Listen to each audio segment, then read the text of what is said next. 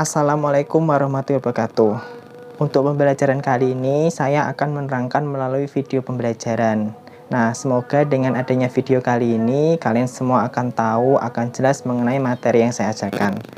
Untuk selanjutnya, mari kita simak videonya. Terima kasih. Baik, kita langsung saja ke materinya. Ini mengenai akuntansi perusahaan dagang. Oke, yang pertama kita akan mengetahui apa itu definisi dari perusahaan dagang. Perusahaan dagang itu adalah perusahaan yang membeli barang untuk tujuan menjual kembali tanpa mengubah bentuk atau sifat dasar secara berarti. Ini menurut Wibowo dan Abu Bakar Arif. Jadinya misalkan dalam hal kita itu membeli barangnya itu barang dalam bentuk bahan baku, seperti bahan bakunya itu tidak ada perubahan bentuk atau pengurangan maupun penambahan dari barang tersebut. Kemudian yang kedua adalah karakteristik perusahaan dagang. Di sini ada 3 karakteristik perusahaan dagang. Yang pertama adalah memperoleh laba dengan jalan menjual barang dagangan yang melebihi harga pokok penjualan dan biaya penjualan. Sehingga sumber pendapatan utama perusahaan dagang adalah pendapatan penjualan. Untuk harga pokok penjualan dan biaya penjualan ini sudah kita pelajari atau sudah saya terangkan pada materi-materi sebelumnya untuk menghitung harga pokok penjualan dan juga biaya penjualan. Lalu yang kedua adalah membeli barang untuk tujuan menjualnya kembali tanpa mengubah bentuk atau sifat barang secara berarti. Ini juga sudah saya terangkan pada waktu definisi tadi. Terus yang ketiga adalah barang dagangan berupa barang konsumsi atau barang produksi dan bahan baku untuk produksi. Untuk barang konsumsi banyak sekali, terutama yang sering kita setiap hari itu makanan dan juga minuman, itu termasuk barang konsumsi. Untuk barang produksi misalkan dari bahan bakunya diolah dan itu merupakan dari alur barang produksi tersebut dan juga bahan baku produksi.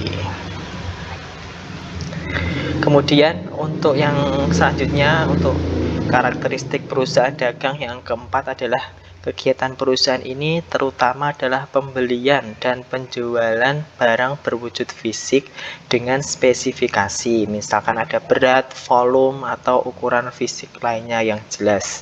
Kemudian yang kelima, adanya barang dagangan yang menimbulkan pos beban operasi yang disebut HPP atau harga pokok penjualan, dan biasanya bahan ini merupakan porsi yang cukup besar dibandingkan dengan seluruh beban yang terjadi. Lanjut. Nah, ini ada karakteristik perusahaan dagang, ini siklus operasi perusahaan dagangnya. Ini ada dari tagihan dikirimkan, kemudian kasnya diterima atau uangnya diterima. Kemudian terus dari kas tersebut membeli persediaan, kemudian setelah membeli persediaan otomatis barangnya diterima. Setelah barangnya diterima, masuk kepada persediaan barang dagangan. Setelah diolah, kemudian penjualan persediaan, karena dari barang tersebut kita olah menghasilkan output atau barang produksinya. Lalu barang produksi atau barangnya itu dikirim, dijual, kemudian ada penjualan kredit, misalkan dari orangnya itu dengan kredit. Lalu masuklah adalah piutang usaha. Nah, dari piutang usaha tersebut nanti ada penagihan, dan penagihan tersebut akhirnya tagihan dikirimkan ke perusahaan tersebut. Lalu di sini kita menerangkan perbedaan perusahaan dagang dan perusahaan jasa. Yang pertama, dalam wujud barang itu akun dalam laporan keuangannya. Kalau yang berwujud non fisik itu tidak terdapat akun persediaan barang dagang atau neraca. Sedangkan yang berwujud fisik itu akun persediaan barang dagangan dalam bentuk neraca.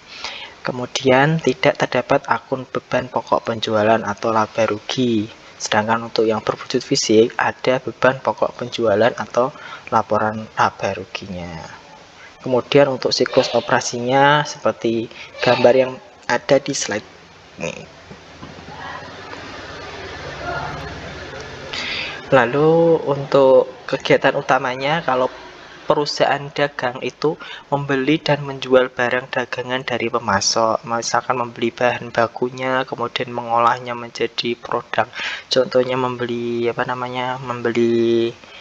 misalkan perusahaannya itu adalah perusahaan roti ya, kue. Nah, dari situ perusahaan dagangnya itu membeli bahan baku untuk membuat roti kue, kan ada telur, ada gula, ada tepung, ada dan lain sebagainya. Lalu diolah kemudian menghasilkan produk atau membuat outputnya. Nah, dari situ barangnya itu didagangkan atau jual seperti gitu.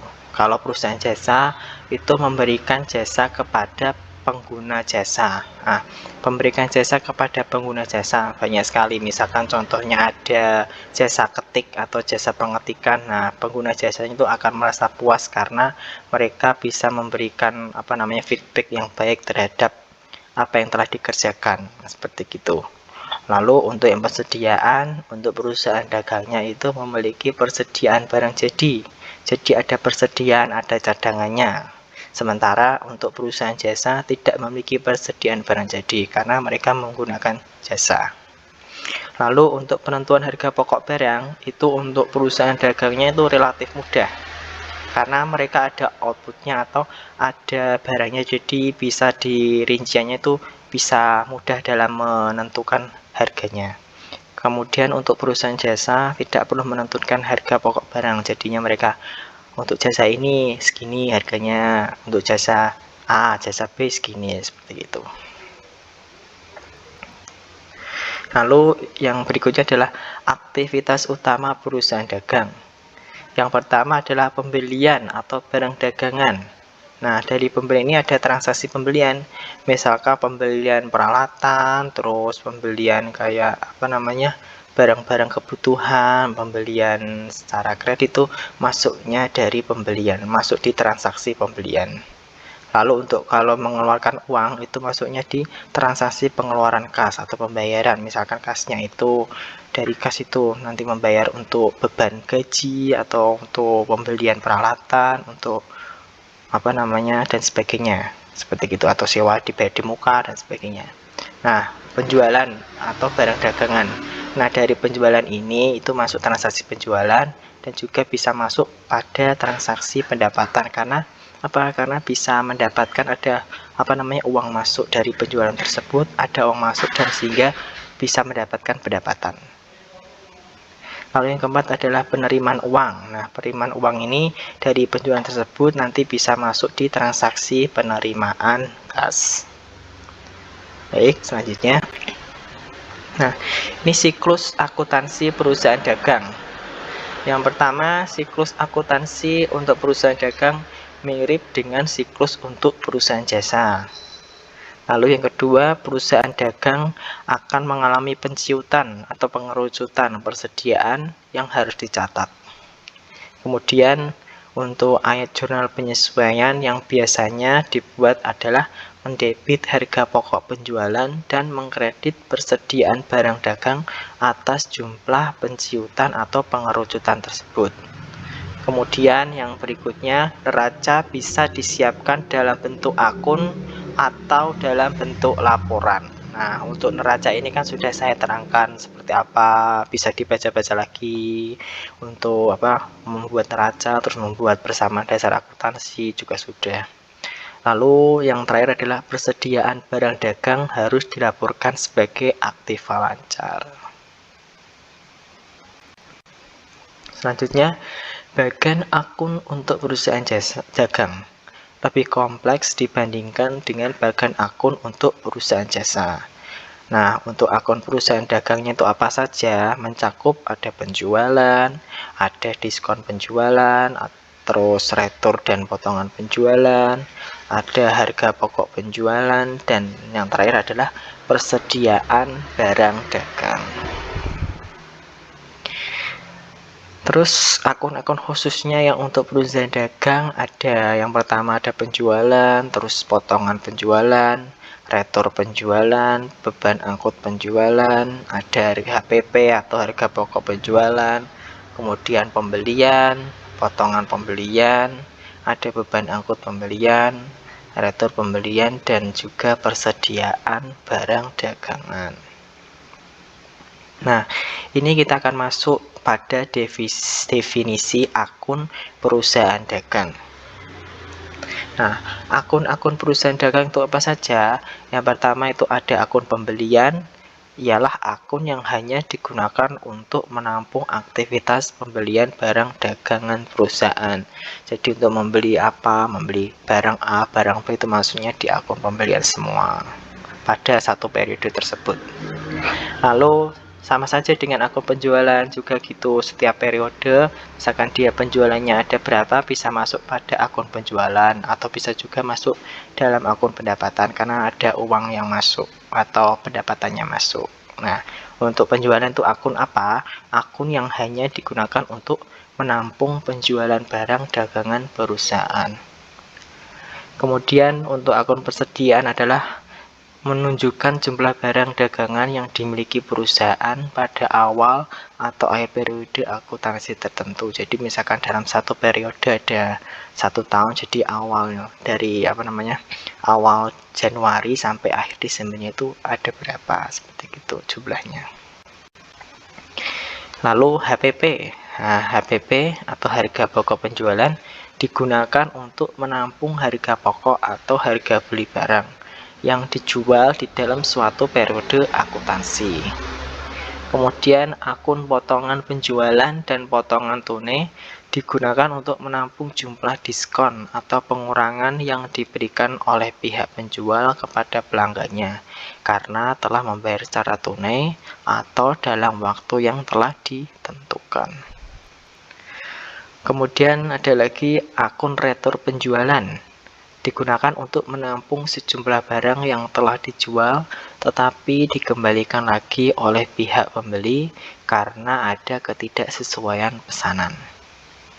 Kemudian untuk yang potongan pembelian digunakan untuk menampung sejumlah diskon yang diberikan kepada pihak produsen atau supplier kepada pihak pembeli karena telah membayar secara tunai atau dalam waktu yang telah ditetapkan.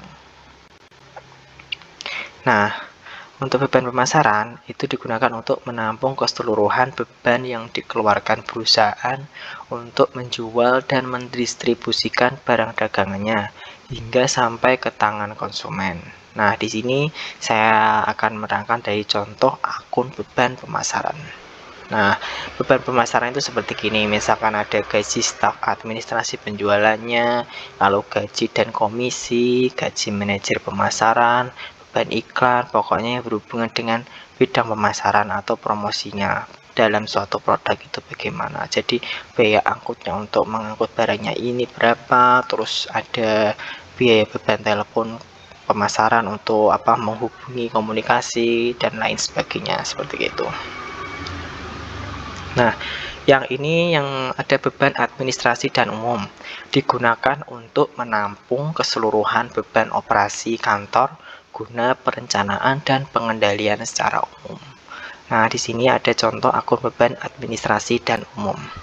Yang pertama ada gaji staf administrasi, terus gaji manajernya, beban sewa, ada beban urusan hukum, beban listrik, beban dan lain sebagainya yang berhubungan dengan administrasi dan umum.